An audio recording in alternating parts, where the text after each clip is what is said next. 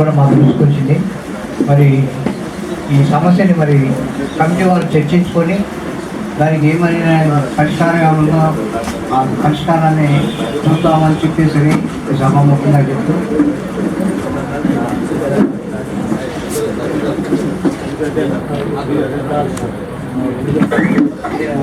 దయించి అందులో అందరూ సంతకాలు చేయవలసిందిగా కోరుతున్నాం. వాళ్ళ ప్లాట్ నెంబర్ కూడా వేయండి, ఫోన్ నెంబర్ వేయండి. మాకు ఏదైనా అవసరం అయినా కూడా, లేదా రూట్ ఇన్ఛార్జి వాళ్ళు ఎవరైనా డెవలప్మెంట్ గురించి మాట్లాడుకోవాలన్నా కూడా మీ ప్లాట్ నెంబరు రూట్ నెంబర్ కూడా ఉంటే మేము సంభాషించడానికి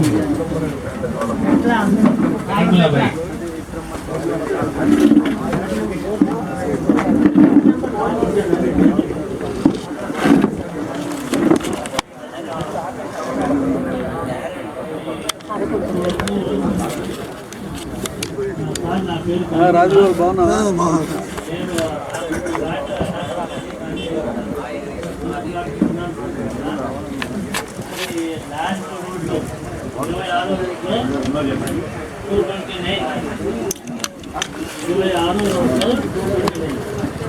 ఇరవై వరకు వస్తాయి సార్ రోడ్లు వేసుకుంది, కచ్చా రోడ్లు. ఆ తర్వాత నుంచి అసలు రోడ్లు లేవు సార్. మొత్తం గడ్డే ఉంది సార్, గడ్డే. సార్ నేను నా అభిప్రాయం ఏంటంటే సార్, కమిటీ వాళ్ళు కార్పొరేషన్ వాళ్ళు మాట్లాడి గట్టిగా ఇటువైపు నుంచి డెవలప్మెంట్ కాకుండా అటువైపు నుంచి డెవలప్మెంట్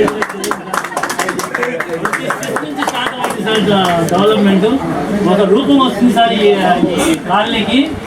ఇటు నుంచి ఎప్పుడు ఈ 4 రోడ్లు ఈ 5 రోడ్లే మీరు డెవలప్ చేసుకుంటారు, కానీ ఆ చిన్న రోడ్డు గురించి పట్టించుకోవట్లేదు సార్.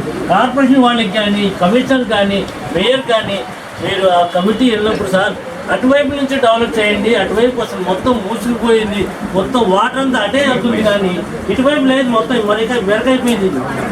అటువైపే డౌన్ ఉంది, అసలు గడ్డ అంతా అటువైపే బాగా పెరుగుతుంది సార్. మేము 26వ రోడ్లో ఎవరైనా ఉండి రండి సార్ మేము చేసుకుందాం, కచ్చా రోడ్ వేసుకుందాం అంటే ఎవరు రావట్లేదు. నా పేరు కరీంలా సార్, 26వ రోడ్లో 229 ప్లాట్ నాది అన్నారు. కాస్త కాంటాక్ట్ చేయండి, కనీసం మనమైన ఆ నీళ్ళలో దిగి కొంత కచ్చా రోడ్ వేపిస్తున్నాం. ఖచ్చితంగా మా తరఫున కమిటీ వాళ్ళు అటువైపు నుంచి డెవలప్మెంట్ స్టార్ట్ చేయండి సార్. మీరు చెప్పినట్టుగా ఇంకా సార్ చెప్పినట్టుగా ఈ అప్రూవ్ నా అభిప్రాయం సార్. ఆ 26 నెంబర్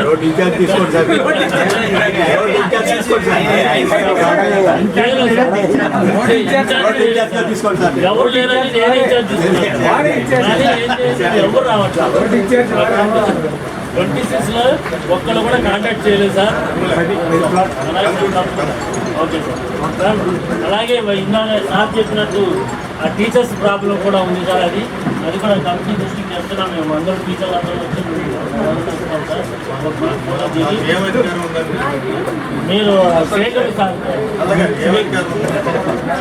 మీరు ప్రయత్నం చేస్తాం సార్.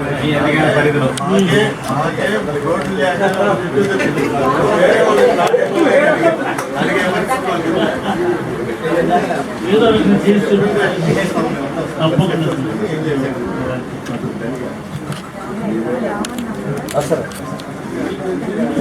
కరీముల్లా గారు ఒక సమస్య లేవనెత్తారు.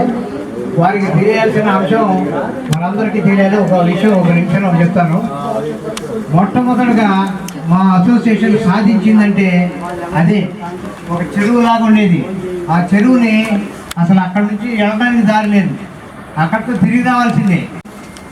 విజయ్ కుమార్ మరి వీళ్ళందరూ కూడా, మరి శివకుమార్ వీళ్ళందరూ కూడా ఎండలో శ్రమించి ఒక కూలీలుగా మారి ఆ చెరువుని పూర్తిగా సమూలంగా మూసేశాం. దానికి ఎంత పాటుపడాల్సి వచ్చిందంటే జేసీబీలు తెప్పించి అందరూ కూడా ప్యాడ్లు కూడా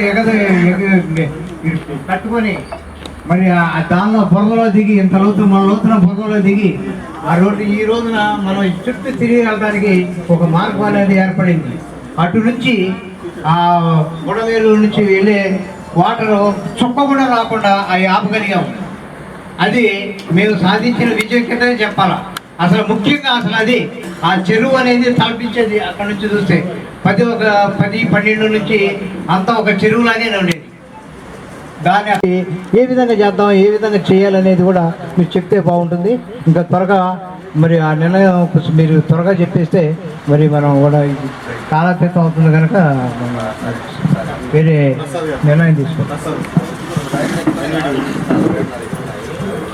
సభకు నమస్కారం అండి. నా పేరు ఎన్విడి ప్రసాద్, ప్లాట్ నెంబర్ 404.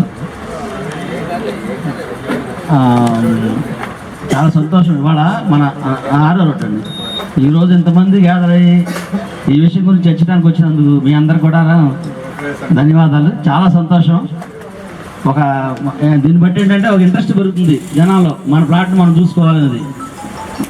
ఇది తుప్పలతోనూ బాగా ఒక రకమైన జంగిల్ లాగా ఉంది. ఇది ఎవరు అడిగి పడతాను వీలు లేకుండా ఉంది. చాలా కాలం నుంచి ఉంటే కొంతమంది అంతకుముందు కూడా కొంత చేశారు. ఇప్పుడు ఈ స్థితి రావడానికి కారణమైనటువంటి ఈ కమిటీకి ముందుగా ధన్యవాదాలు తెలిపిస్తున్నాను నేను.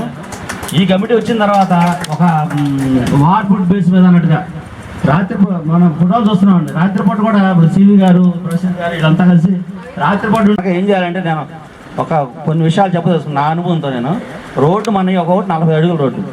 40 అడుగుల రోడ్డు అయితే ఆ 40 అడుగుల రోడ్లో మనం మట్టి తోలిచ్చామనుకోండి, ఇప్పుడు తోలిస్తున్నారు కొంత పెట్టి ఒక 3 అడుగులు 2 అడుగులు ఎత్తు తోలిస్తున్నారు రబ్బీస్, తల ఒక 2 లారీలు అది తీసుకొని.